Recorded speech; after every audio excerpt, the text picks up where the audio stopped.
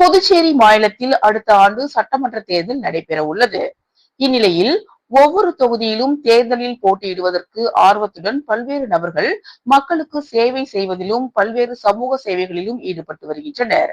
மேலும் பல்வேறு கட்சிகளிடம் பேசி வரும் அவர்கள் கட்சி சார்பில் இடம் கிடைக்கவில்லை என்றாலும் சுயேட்சையாகவும் நிற்க தயாராகி வருகின்றனர்.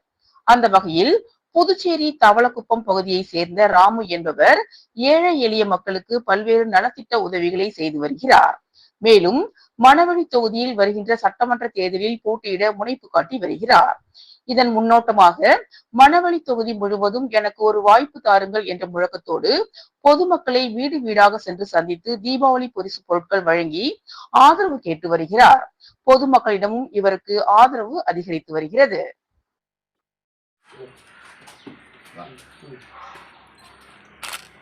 அந்த நிக்கலாமா பண்றதை அட்டை இருக்குதா கையில அண்ணாட்ட கொடுத்து ஜெராக்ஸ் நீங்களும் ஒரு வாய்ப்பு 2 பேரும் போட்டீங்க. ரைட்